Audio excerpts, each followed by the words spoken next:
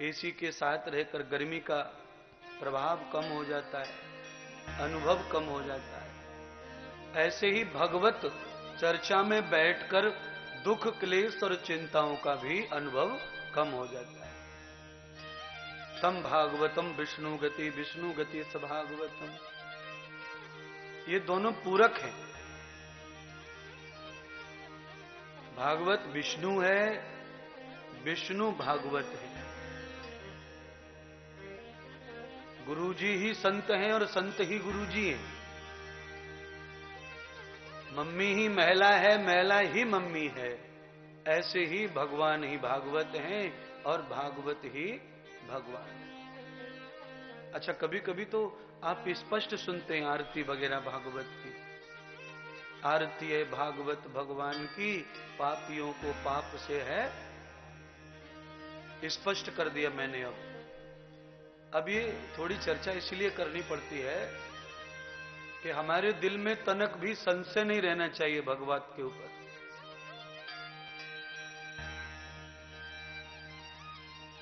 पूर्णतः ये विश्वास होना चाहिए कि हम भगवान को ही देखने आए, भगवान के पास बैठने आए, भगवान को सुनने आए। भागवत कोई पोथी नहीं है, क्योंकि आप जानते हैं पोथी तो दुकान पर रखी है बिकने के लिए, भागवत लिखा है उसके ऊपर। पर भागवत हो के भी दुकानदार तरस रहा है, ये कैसे बिके, कैसे बिके, कैसे बिके। बोलिए, गाड़ी भर के ले आया है, अब बिकती नहीं है तो रोता है, धंधा नहीं हो रहा है। भागवत बिके तब धंधा होवे।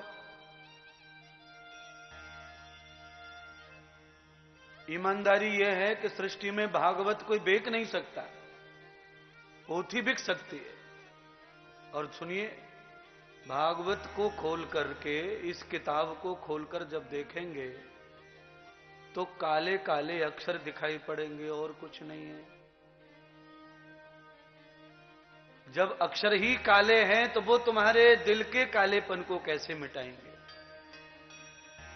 अक्षर काले हैं तो वो तुम्हारे दिमाग के अंधेरे को कैसे मिटाएंगे? काले से काला मिट नहीं सकता। और हम तो काले से भरे हुए हैं। मन काला, दिल काला, बुद्धि काली, विचार काले, बोलना काला, जीवा काली, सोच काली, सब काला घुसा हुआ है। अब काला पढ़ पढ़ के कैसे गोरे बनेंगे अंदर दिल से, कैसे पवित्र हो पाएंगे? इसीलिए किसी ने सही कहा कि पोथी पढ़ पढ़ जगमुआ पंडित भयान। अब एक बात हो तो मैं सुना हूं, मेरे पास तो खजाना है बातों का। इसीलिए विश्वास जमाइए पहले कि हम भगवान को सुनने आए हैं। ये कठारे में जो बंद पुस्तक है, ये तो बंद है, इसको कहां खोला जीवन में हमने आज तक? 3 बार आगे तुम्हारे यहां, जब पहले नहीं खोली है तो अभी भी नहीं खोलेंगे, क्योंकि हमें भी मालूम है उसमें अक्षर काले हैं। और एक मुहावरा आपने सुना होगा, कोई आदमी जब कम पढ़ा लिखा रहता है, समझ नहीं आती उसे कुछ बात, तो लोग क्या कहते हैं? काला अक्षर भैंस देख लो। ये दूसरी बात आ गई हमारे पास। अब खजाना कुछ कम हो तो न सुनाए, एक एक करके आते रहते बात। काला अक्षर, एक बार और काला अक्षर भैंस बराबर। अच्छा, भैंस बराबर क्यों कहा इसको? अच्छा, भैंस से भी ज्यादा मूर्ख जीव है दुनिया में, भैंस से भी ज्यादा मूर्ख है दुनिया। सुअर को ही देख लो, वो भैंस से भी ज्यादा गिरा हुआ है। उसको सफाई प्रिय नहीं, वो तो गटर में ही बैठता है, गंदगी में। कभी कभी भैंस तब भी सोचती है कि नहीं थोड़ा फ्रेश हो लो, थोड़ा साफ हो लो, थोड़ा डूबक लगा लो, तालाब में नहा लो, तैर लो। सुअर को इतनी भी सोच नहीं है। पर मुहावरा लिखने वाले महापुरुष ने सुअर का नाम नहीं लिया है। काला अक्षर, क्योंकि समानता चाहिए मुहावरे में। अक्षर काला है और भैंस का रंग भी, इसीलिए मुहावरा जोड़ा गया है। वो बाहर से काली है, अक्षर दोनों तरफ से काला है, अंदर से बाहर से। इसलिए सबकी समझदारी के लिए मुझे व्यासपीठ से ये कहना पड़ रहा है। क्षर भूतम तदम रचिता यस्य मानवो तदबुद्धि। मनुष्य की बुद्धि से रचना होती अक्षर की, लिखा पढ़ी। अक्षर का निर्माण तो ब्रह्म ने ही किया है, पर उसको लिपि में लिखने का काम मनुष्य ने किया है। और मनुष्य कोई भी काम करता है तो उसमें अपनी बुद्धि बिना घुसेड़े रह नहीं सकता। कुछ भी करे चाहे वो, अपनी बुद्धि जरूर लगाएगा उसमें। कोई भी, आप सब मनुष्य, मैं भी उसी में हूं। पर एक बुद्धि ऐसी रहती है जिसमें तर्क नहीं होता, कुतर्क होता है। और एक बुद्धि ऐसी होती है जिसमें समाधान होता है तर्क के साथ। तो तर्क के साथ समाधान जिस बुद्धि में है वो उचित लेखन करती है, और जिसमें तर्क तो है समाधान नहीं है वो क्या करेगा? कुछ नहीं, आधा अधूरा लिख देगा। फिर जिंदगी भर खोजते रहो सही क्या है, गलत क्या है, सही क्या है, गलत क्या है, और किताब भी पढ़ते रहो। ये ग्रंथ पढ़ा, वो ग्रंथ पढ़ा, वो ग्रंथ पढ़ा, पर कहीं मंजिल दिखाई नहीं पड़ रही। पूरे ग्रंथ को पढ़ दिया, अंत में लिखने वाले ने चतुरता से लिखा, न इति ग्रंथम। हमने जो लिखा है वो बहुत कम है, इसका कभी अंत नहीं होता। ज्ञान ऐसा होता है, ऐसा लिख के लोग पल्ला झाड़ लेते और आधा अधूरा ज्ञान देके चले जाते हैं।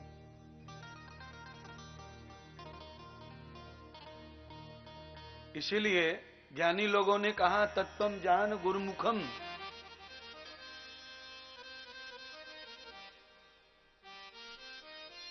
अगर ये हम पुस्तक पढ़ते हैं तो ये कालाक्षर भैंस बराबर है। पर यही काला अक्षर जब गुरु के मुख से, गुरु जी के मुंह से जब हम सुनते हैं तो ये काला अक्षर ही ज्ञान बनकर प्रकट होता है, पूरा का पूरा व्हाइट हो जाता है। गुरु के मुख से ये अक्षर वैराग्य बन के निकलता है। गुरु के मुख से इन अक्षरों को भक्ति बना के प्रस्तुत किया जाता है। गुरु के मुख से ज्ञान, भक्ति, वैराग्य, रस बन के ये चीजें बाहर आती हैं। अच्छा देखिए, आप खेत में से गन्ना तोड़ लो और उसे चूसने की कोशिश करो। एक गन्ने को चूसते चूसते आपको घंटों निकल जाएंगे, फिर भी वो समाप्त होने का नाम नहीं लेता। और तकलीफ दे सकता है भाई साहब, मुंह फाड़ सकता है, होठ फाड़ सकता है, कहीं भी चिर सकते हो, दांत में चोट आ सकती है, दांत में कुछ हो सकता है, जीवा फट सकती है, वो लकड़ी है, कुछ भी हो सकता है। पर वही गन्ना जब मशीन में घुस के उसका रस निचोड़ दिया जाता है तो रस पूरा प्राप्त हो जाता है और तकलीफ पूरी समाप्त हो जाती है। तो ये मशीन जो है वो गुरु महाराज होता है, वो पूरा रस निकाल करके तुम्हें परोस के गिलास में देता है, ट्रे में, और डायरेक्ट इस रस को चूसेंगे तो चरने फटने दुनिया भर के लफड़े। इसीलिए सही लिखा है किसी ने, पोथी पूरी जगमुआ पंडित भयानको, 2.5 अक्षर प्रेम का पढ़े सो पंडित, अंत द्वाराम गति भूतम। एक सेठानी थी, सेठ जी बड़े नास्तिक। सेठानी ने कहा कि कैसे भी करके भगवान एक बार इनके मुंह से राम नाम निकल जाए। बड़ा फुल नास्तिक था वो, मारने दौड़ता था पत्नी को सेठ जी, अगर उसने थोड़ा भी भगवान का कहा तो तेरे भगवान को और तुझे दोनों को उठा के फेंक दूंगा, मुझसे नहीं कहना, चुपचाप तू करती करते बैठ। और बहुत सारे घरों में ऐसे पुरुष होते हैं जो बाधा खड़ी करते हैं पूजा पाठ में, भक्ति में।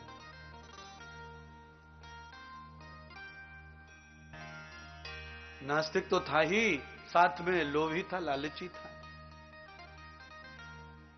अब एक प्रॉब्लम तो था नहीं, पहला ही प्रॉब्लम सबसे बड़ा नास्तिकता, अज्ञान होना। अज्ञान होने का ही दूसरा रूप है, ये अंग है, लालची होना, लोभी होना। अज्ञानी से ही ये चीजें पैदा होती हैं। जहां अज्ञान समाप्त हो जाएगा वहां से लालच भी समाप्त हो जाएगा, मोह भी समाप्त हो जाएगा। आदमी को चाहिए कि वो कर्तव्य, कर्म, निष्ठा, इन तीन चीजों को पकड़ के रखे। मंजिल उसके अगल बगल ही घूमती है। ना तो कर्तव्य है, न कर्म है, न निष्ठा है, खाली लालच है, बड़े होने का लोभ है, धन का, संसार का, कीर्ति का, नाम का, तो कुछ नहीं मिलेगा, जीवन भर तड़पता रहेगा। उद्योगहीन प्राणी कभी सफल नहीं होता। एक दिन क्या हुआ, अचानक ज्यादा बीमार हो गया बनिया। बीमार हो गया तो कोमा में चला गया, मूर्छित होके गिर पड़ा। अब मूर्छित हो गया, गिर पड़ा, तो थोड़ी देर तो पानी वानी छिड़का, पैर पैर रगड़े, नहीं मामला फिट बैठा। सेठानी रोने लगी। उसने रो रो के कहा, गए, चले गए, मैंने कितना समझाया, पर एक बार भी उनके मुंह से राम नहीं निकला। अब कैसी गति होगी उनकी, न जाने कहां जाएंगे, कैसा होगा। दरअसल में मरा नहीं था, मूर्छित हो गया मतलब मरे जैसा ही था। बच्चे आए, बहू आई, सब आए, सब रोने लगे।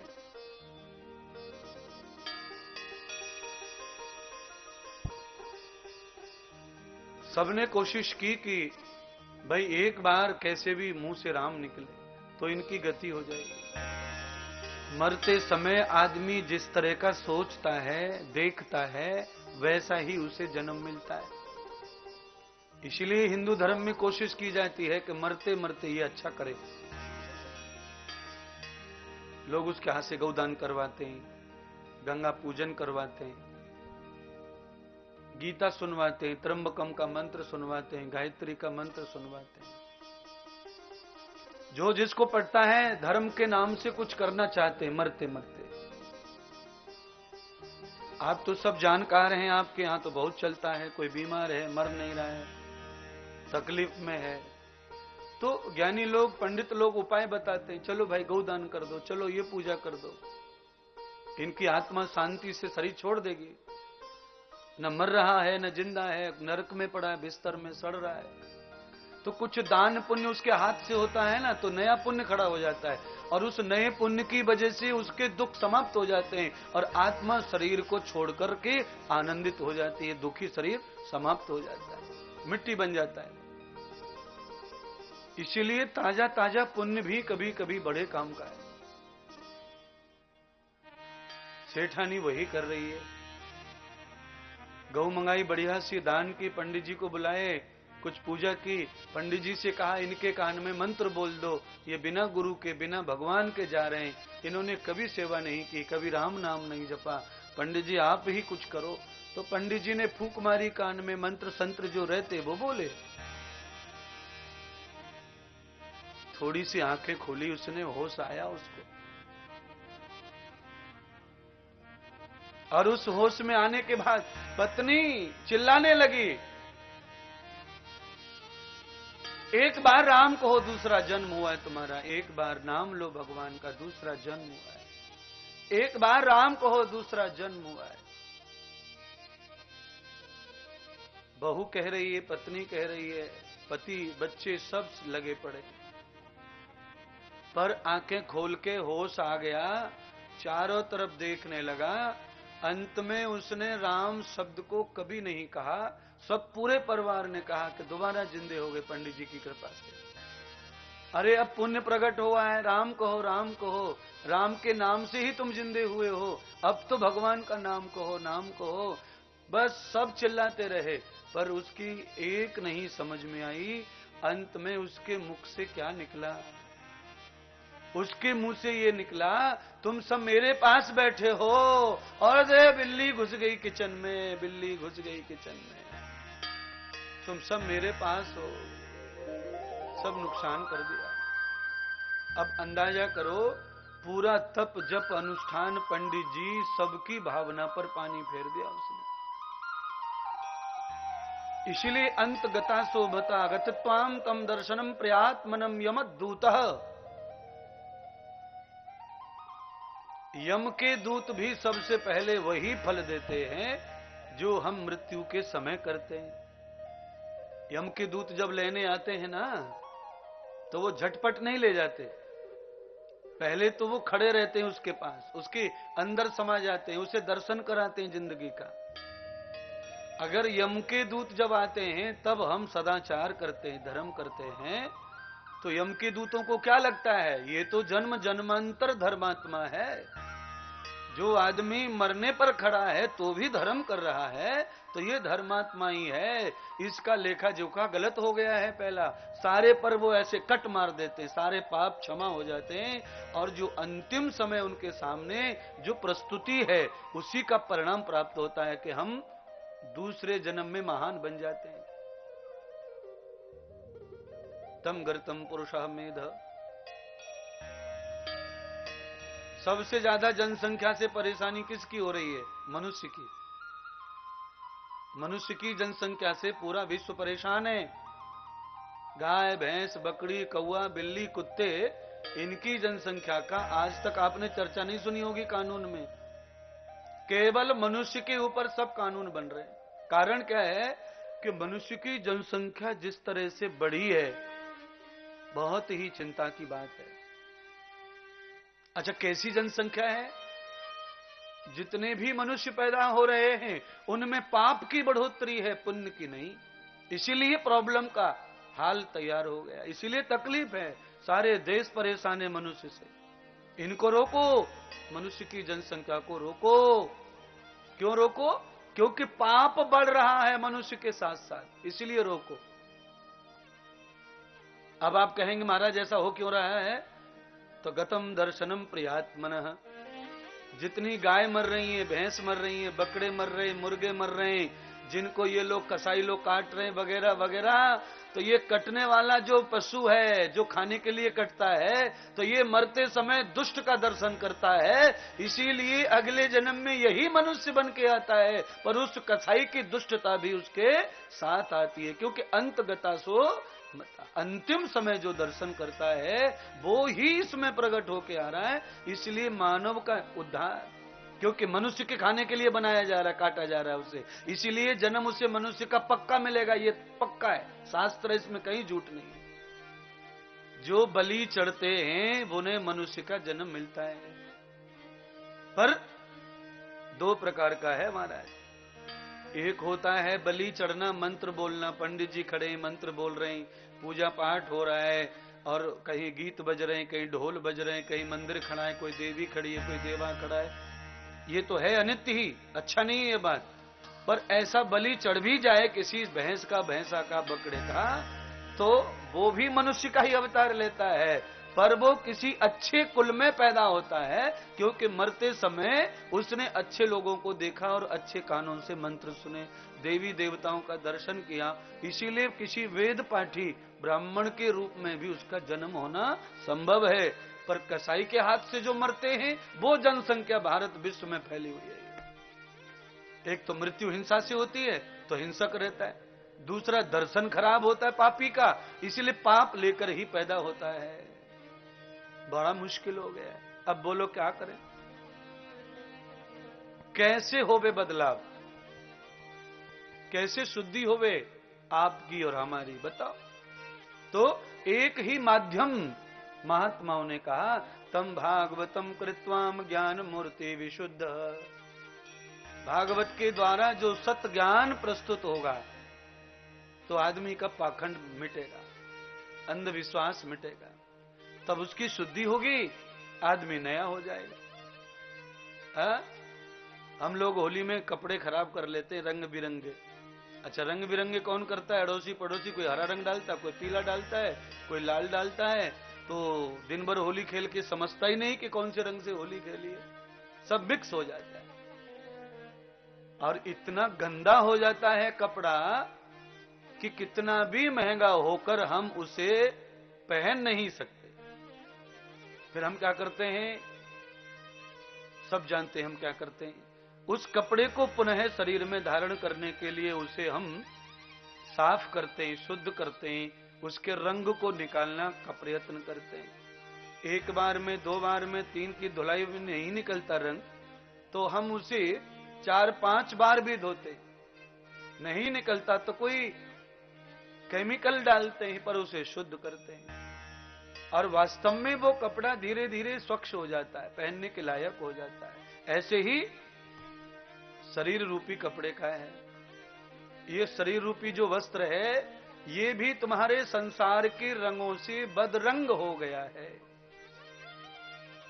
काम का रंग, क्रोध का रंग, मोह का रंग, लोभ का रंग, लालच का रंग, ईर्ष्या का रंग, घृणा का रंग, मत्सर का रंग,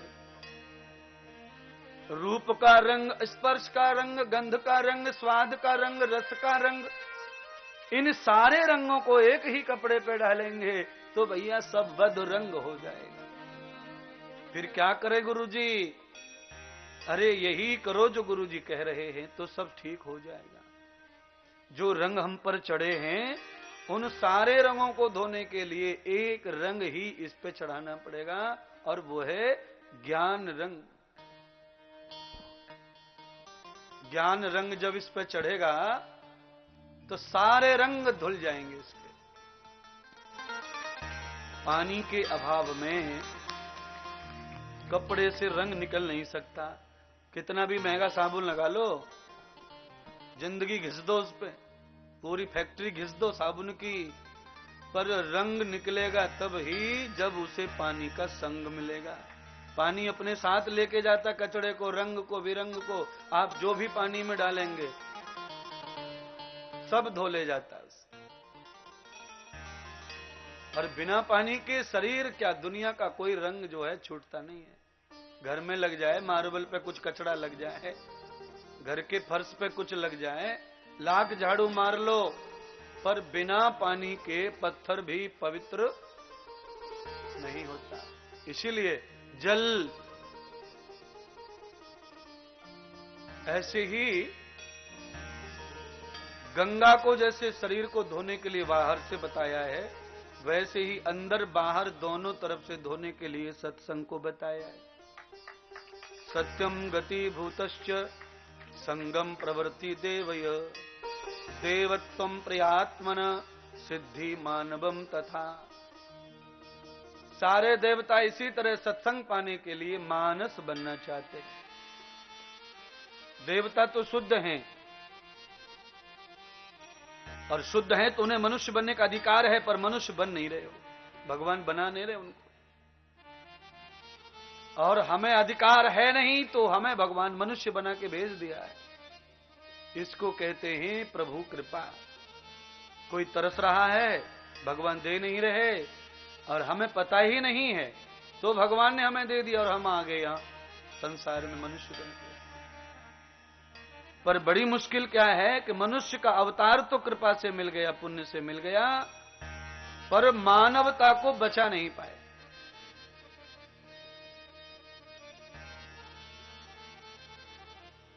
इसलिए भगवान शिव जी माता पार्वती को कहते हैं, पार्वती सत हरि भजन जगत सब सपना।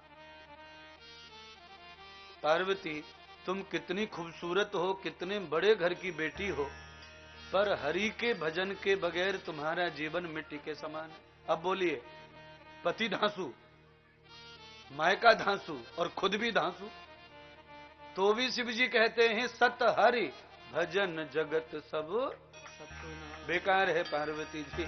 अब बहनों तुम बताओ, तुम तो पार्वती भी नहीं हो, तुम तो गाजर मूली हो, तुम्हारा कैसे उद्धार होगा? है? कैसे होगा बताओ उद्धार?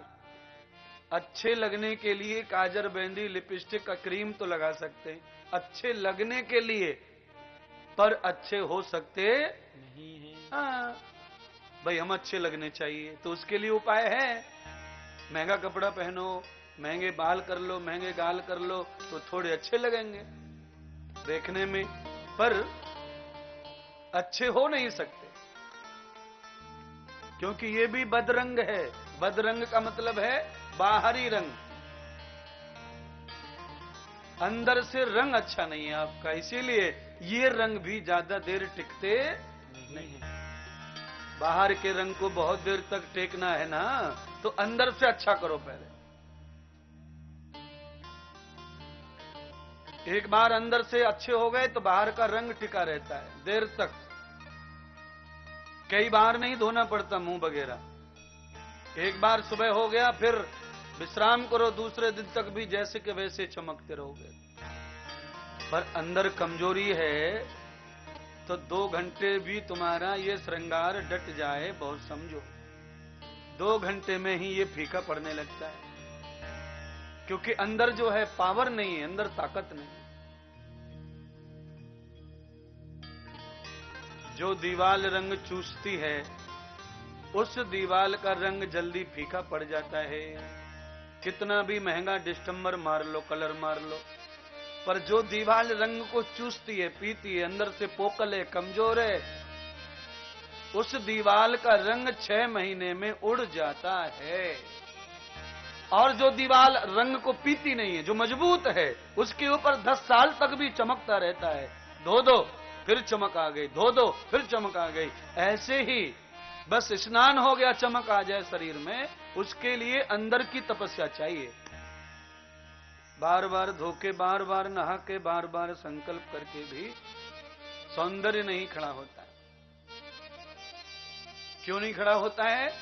क्योंकि अंदर से आदमी जो है पावर नहीं लेके बैठा है, पवित्रता। तो भगवान करे मेरी बातें तुम्हें जच जाएं और समझ में आ जाएं, और आप ये सब कर लें, अंदर से थोड़ा अच्छा करें। प्लास्टर मारते समय दीवार में अगर अंदर किसी ईंट के बगल में थोड़ी जगह रह जाए तो उसमें हवा रह जाती है। उस हवा की वजह से प्लास्टर 6 महीने में पलट के गिर जाता है। क्यों गिर गया? क्योंकि जो पोल है वही झोल है। तो आपका पोल क्या है? आपकी कमजोरी ही आपका जीवन बेकार करती है, वही गड़बड़ होता है। तो तत्वं ब्राह्मणम यथा मुखम प्रयात्मनम ज्ञानम वैराग्यम भूतम भक्ति रसम च। ज्ञानी के मुंह से, गुरु के मुंह से जब ये शब्द निकलते हैं तो ये 4 पदार्थ लेके आते हैं: ज्ञान, कर्म, भक्ति, वैराग्य। और इन 4 के अभाव में जगत में किसी को भी उद्धार नहीं हुआ, किसी को भी सुख नहीं मिला। इस 4 की कमी में कोई सुखी नहीं रह सकता। आपके पास बंगला हो सकता है, रोज की इनकम आपकी भरपूर हो सकती है, पर आपको सुख नहीं हो सकता, चैन नहीं हो सकता। अशांति घेर के बैठेगी आपको। देखते देखते शाम तक कपाट भर गया नोटों से, पर अशांति नहीं जा रही है, क्लेश नहीं जा रहा, चिंता नहीं जा रही है, संतोष प्रकट नहीं हो रहा है, तो चिंता कभी नहीं मिटेगी। धैर्य प्रकट नहीं होगा तो चैन प्रकट नहीं होगा। जब धैर्य आ जाएगा, संतोष आ जाएगा, तो ये चिंता भी शांत हो जाएगी, और आपके अंदर जो बेचैनी है वो भी शांत हो जाएगी, चैन आ जाएगा। एक भागवत करवाने से, एक भागवत के लिए दान करने से क्या फायदा है? यही फायदा है जो आप एक महात्मा की अभ्यास, एक तप को श्रवण कर रहे हैं। आप नहीं आएंगे तो घर बैठे कहां सुनेंगे? है सबको थोड़ी पता है कि साधना टीवी पे लाइव चल रहा है। वो तो जिसका योग आया वो टीवी खोल लिया तो दिख गया तो ओके, नहीं तो हम टीवी की बगल में रह के भी हम नहीं देख सकते उसको। यहां तब भी कम से कम 1 किलोमीटर तक आवाज जा रही है, जिसे नहीं भी पता है उसे पता चल सकता है आवाज से। तम भूत्वाम यथा जन्म सिद्धिम प्रसूतो योग शरीरः यद जिरम तिष्ठम भूतम प्रयात्मनम इदन्नमम्। वेद भगवान के माध्यम से भागवत रूप प्राणों के प्रिय परमात्मा का ईंधन बंधन करते हैं। भागवत के यज्ञ के सभी देवताओं का पूजन करते हैं, वंदन करते हैं। क्षेत्र और ग्रामस्थ देवताओं का भी पूजन वंदन आयोजक सभी क्षेत्रवासी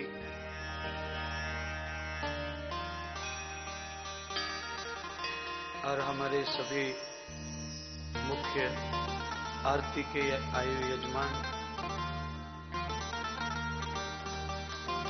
सबके लिए बहुत बहुत अभिनंदन वंदन। कथा दूसरे दिन की प्रारंभ हो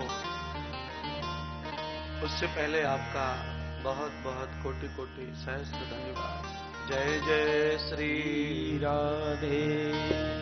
सतगुरुदेव भगवान की जय। भागवत महापुराण की जय। हनुमान जी महाराज की जय। पार्वती पतये हर हर महादेव।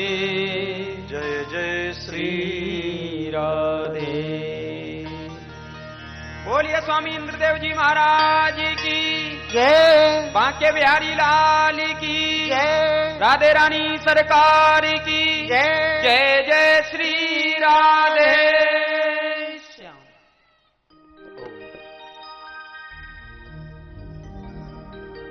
दूसरे दिन के इस आनंद में सम्मिलित हुए सभी भक्त श्रोतागण, माता बहनें और बंधु,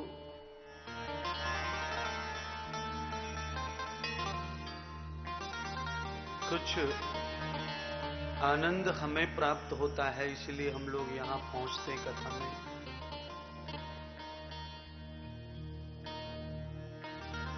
नहीं तो हर व्यक्ति के पास में अपने खुद के कामों के लिए समय नहीं है पूरा। कथा के लिए 4-5 घंटे तो हम निकालते हैं, इसलिए आपकी श्रद्धा पर कोई संशय नहीं है।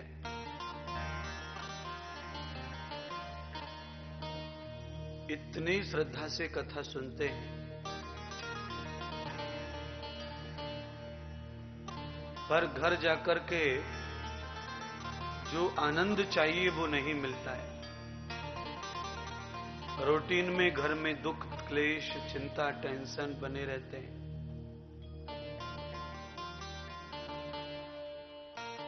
अगर मेरा वश चले तो मैं सर्वत्र आनंद बखेर दूं, पर ये जो आनंद की पूंजी है ये सच्चिदानंद के पास है।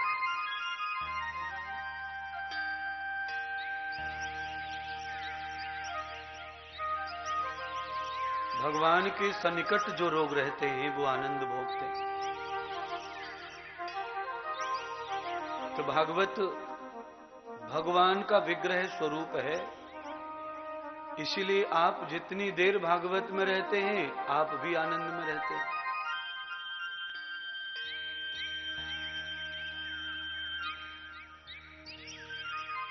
वो तो एसी के कमरे से बाहर निकलो तो जून जुलाई में मई में गर्मी लगती है। जब तक हम एसी की छत्र छाया में हैं तब तक गर्मी नहीं लगती। गर्मी रहती है पर हमें अनुभव नहीं करती।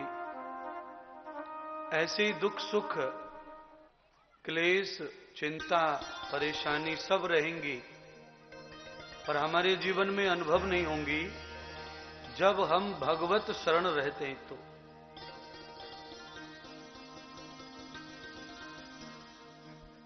बदन पर वस्त्र नहीं है, रात भर जोर से ठंडी पड़ी है, हम चौरे में बैठे हैं, तो जब हम चौड़े में बैठते हैं तो ठंडी तो लगने ही वाली है, पर उसी समय थोड़ी सी हम अग्नि जला लेते हैं और उस पे तपते हैं, तो बिना वस्त्र के भी अग्नि के सहारे ठंडी का प्रभाव समाप्त हो जाता है। आपके संपूर्ण शरीर में ठंडी छा रही है, लगी है, पर अग्नि ने साथ किया है, इसीलिए ठंडी का प्रभाव कम हो गया।